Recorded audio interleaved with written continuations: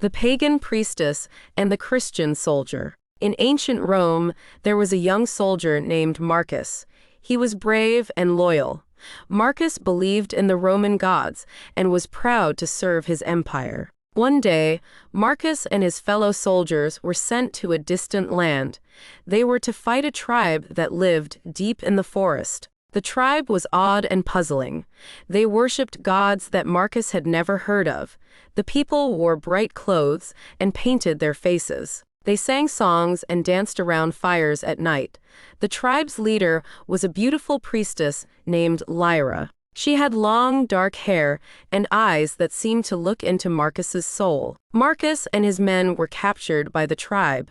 They were tied up and taken to the tribe's village. The village was hidden in the forest, surrounded by tall trees and thick bushes. It was a peaceful place, with small huts made of wood and straw. Birds sang in the trees, and children played in the clearings. At first, Marcus was afraid.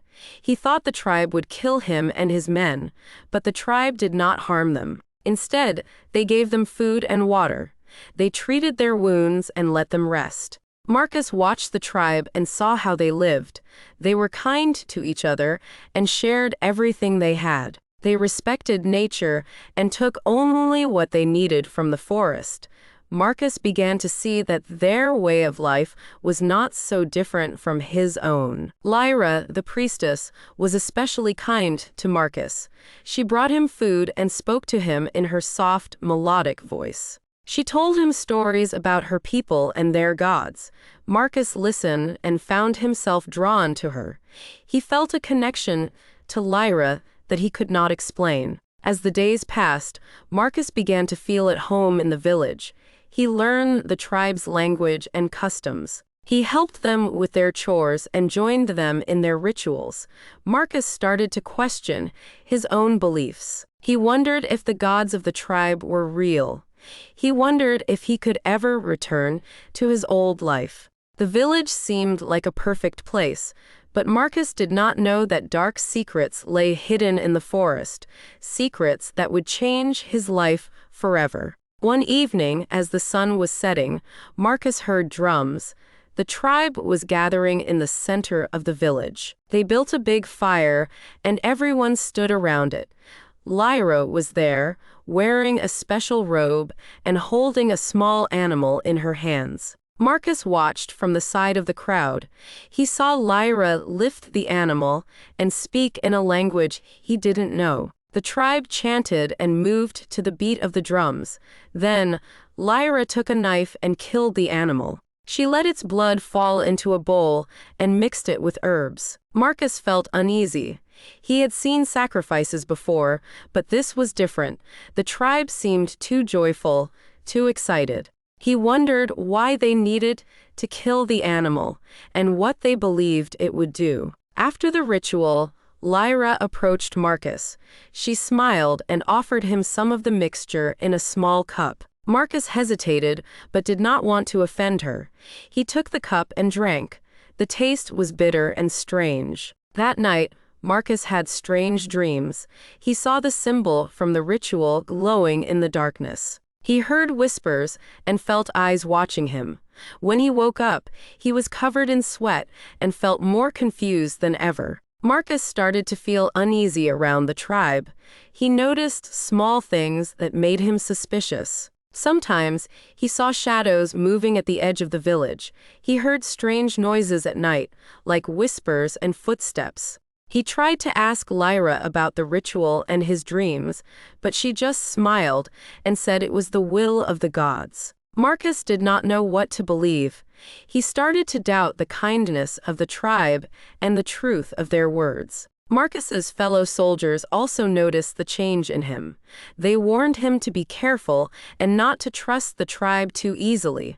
But Marcus felt torn. He did not know if he could trust his old friends or his new ones. The seed of doubt had been planted in his mind, and it began to grow. Marcus couldn't stop thinking about the symbol he saw during the ritual. It was a strange, twisted shape that seemed to move in his mind. He started drawing it in the dirt and on scraps of bark. He even carved it into the wood of his hut. The more he thought about the symbol, the more he felt it was important. He believed it held a secret that he needed to figure out. He asked Lyra about it, but she only gave him unclear answers. She said it was a symbol of their god, a sign of their power. Marcus couldn't let it go. He spent hours staring at the symbol, trying to figure out its meaning. He saw it everywhere. In the trees, in the clouds, even in the flames of the fire. It haunted his dreams and his waking thoughts. One night, Marcus decided to follow the shadows he saw at the edge of the village. He believed they were connected to the symbol. He slipped out of his hut and moved quietly through the forest. He followed the whispers and the flickering lights. Deep in the forest, Marcus found a hidden clearing. In the center was a large stone with the symbol carved into it. Around the stone there were bones and other strange objects.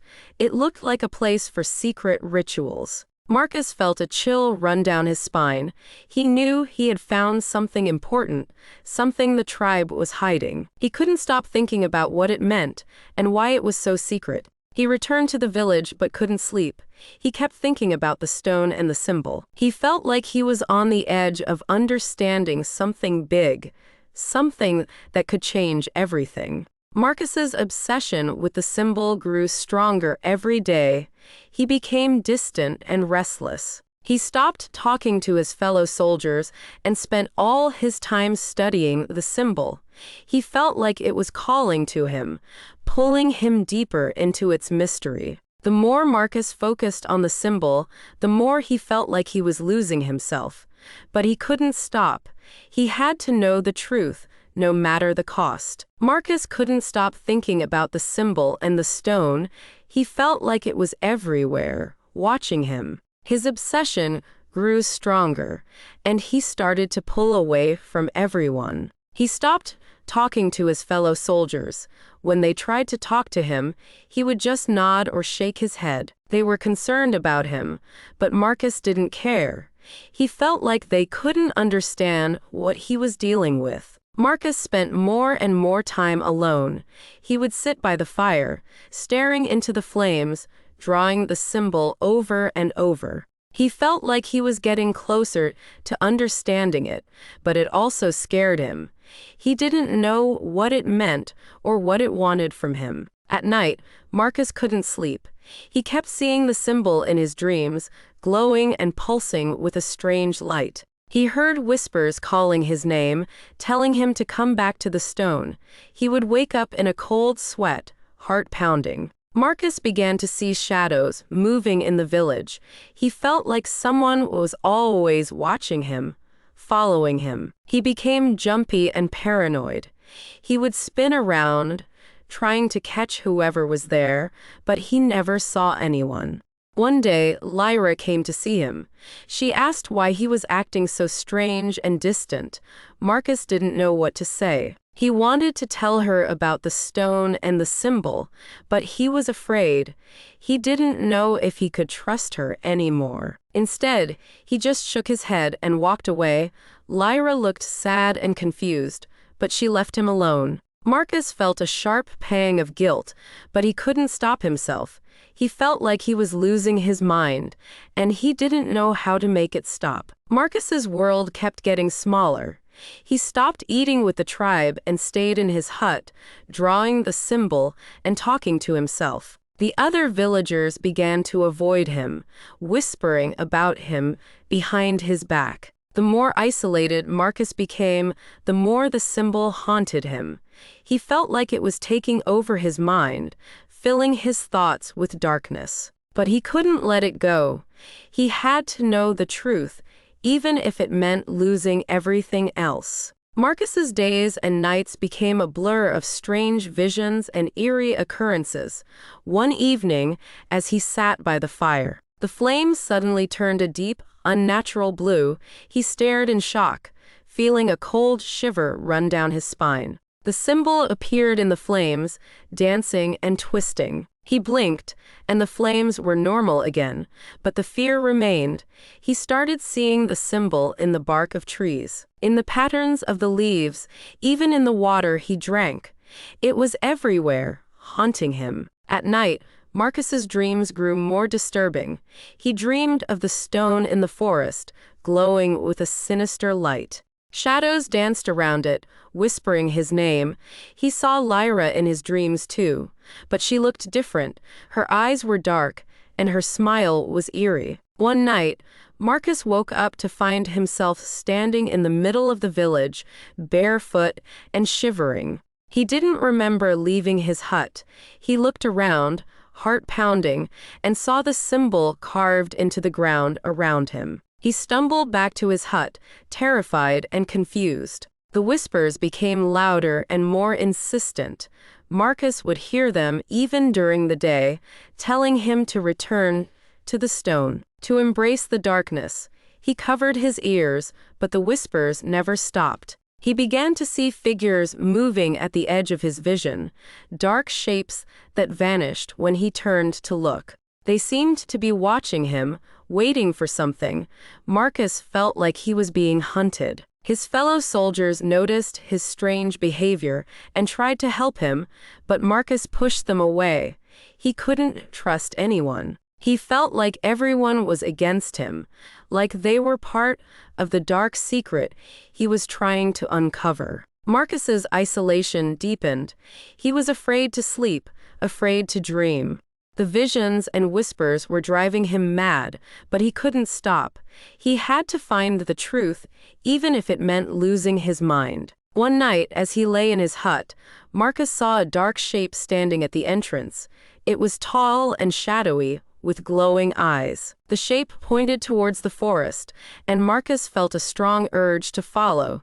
He stumbled out of his hut and into the night, pulled by an unseen force. The visions and whispers had taken control of his life. Marcus was no longer sure what was real and what was in his mind. But he knew one thing. He had to return to the stone and find out the truth, no matter what the cost. Marcus followed the dark figure into the forest. His heart pounded, and his mind was a blur of fear and confusion. The figure led him to the stone with the symbol. There, Lyra was waiting. Lyra looked different. Her eyes were dark, and her smile was strange. She spoke softly to Marcus, telling him that he needed to embrace the power of the symbol. She said it would make him strong and give him answers. Marcus felt a strange pull towards Lyra. He wanted to believe her. He wanted the whispers and visions to stop. Lyra took his hand and led him closer to the stone. She told him to touch it, to feel its power. As Marcus touched the stone, he felt a surge of energy. It was both frightening and exciting. Lyra whispered in his ear, telling him that the symbol would protect him. She said the tribe's god had chosen him for something special. Marcus's mind was spinning. He felt confused and scared, but he also felt a strange sense of peace when he was near Lyra. He started to believe that maybe she was right. Maybe the symbol was the key to everything. Lyra began to spend more time with Marcus. She would visit him in his hut and talk to him about the tribe's gods and the power of the symbol. She told him that he was special and that the gods had a plan for him. Marcus's obsession with the symbol grew even stronger. He felt like he was being led by a higher power. Lyra's words kept repeating in his mind, and he started to trust her completely. But there was a part of Marcus that still felt uneasy. He wondered if Lyra was telling him the truth or if she was using him for her own purposes. The whispers and visions became more intense, and Marcus started to question his own sanity. He felt like he was losing control of his own thoughts. He didn't know who to trust or what to believe. Lyra's influence over him was strong, and he found it hard to think clearly when she was around. Marcus's fellow soldiers tried to warn him. They told him that Lyra was manipulating him, that she was using him for some dark purpose. But Marcus couldn't believe them. He felt like they didn't understand, like they were the ones who were wrong. Lyra's hold on Marcus grew tighter. He felt like he was caught in a web, unable to break free. The more he listened to her, the more he felt himself slipping away from reality. He was trapped, and he didn't know how to escape. One night, Marcus couldn't sleep. The whispers were louder than ever. He decided to go back to the stone. He needed answers. He needed to know the truth. When he reached the stone, Lyra was there. She looked serious and sad. She told Marcus that it was time for him to know everything. She said the tribe's god had chosen him for a special task. Lyra began to chant, and the stone started to glow. The symbol became bright, lighting up the dark forest. Marcus felt a chill run down his spine. Lyra told Marcus that the symbol was a gateway to another world, a dark world filled with powerful spirits. She said the tribe had been protecting this gateway for centuries, keeping the spirits from crossing into the world of the living. But now, the spirits were growing stronger. They needed a sacrifice to stay sealed away. Lyra told Marcus that he was the chosen one. He was to be the sacrifice. Marcus felt a wave of fear and anger. He had trusted Lyra, believed her words. But now he realized she had been leading him to his doom. She had been manipulating him all along. He tried to back away, but the symbol's light held him in place. He felt the power of the spirits pulling at him, trying to drag him into their dark world. The whispers became screams, filling his mind with terror. Lyra's eyes were filled with tears. She said she was sorry, but there was no other way. The spirits needed him, or they would break free and destroy everything. Marcus felt betrayed and terrified. He struggled against the power of the symbol, but it was too strong. He realized that the truth was far darker than he had ever imagined. The symbol was not a source of power or protection. It was a trap, a gateway to a terrible fate. As the spirits pulled at him, Marcus felt his strength fading.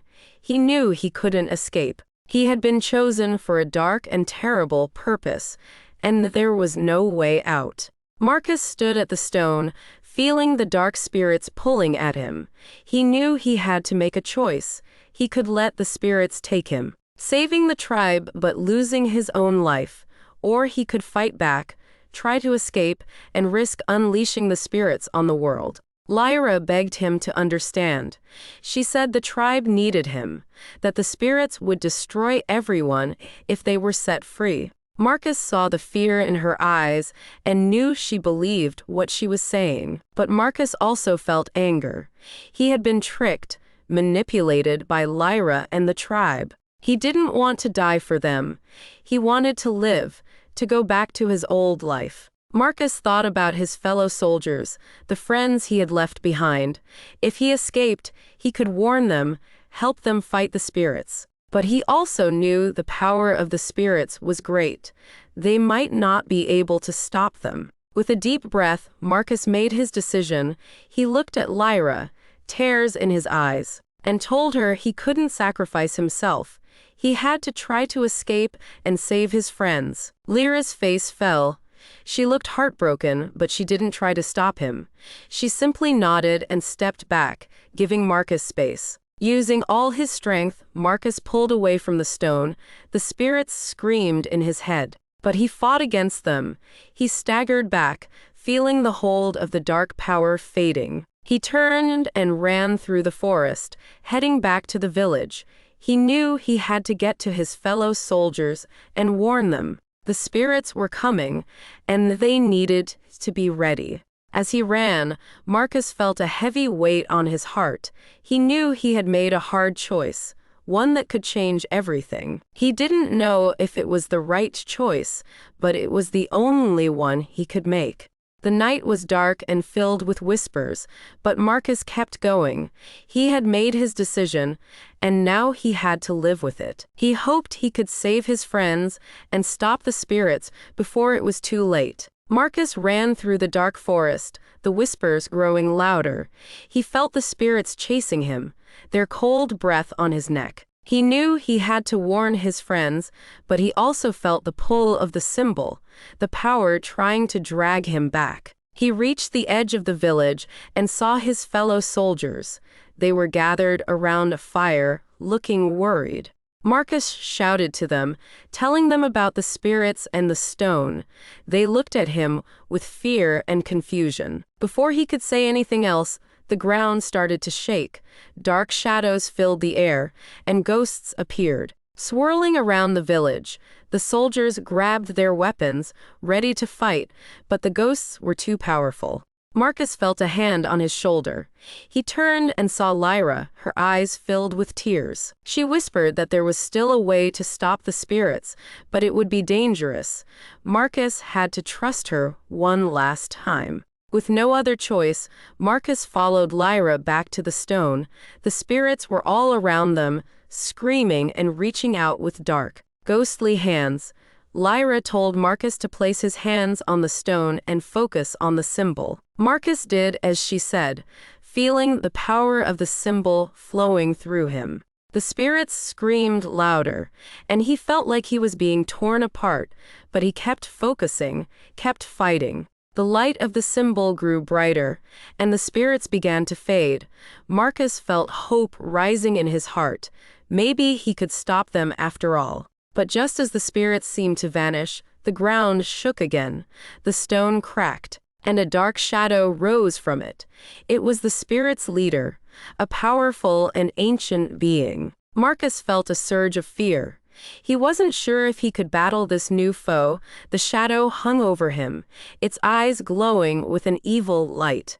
The story ends with Marcus standing in front of the dark shadow, not knowing what will happen to him. The reader is left wondering if Marcus has really escaped the darkness, or if he has fallen even further into it. The whispers of the spirits are still in the air, leaving a spooky question.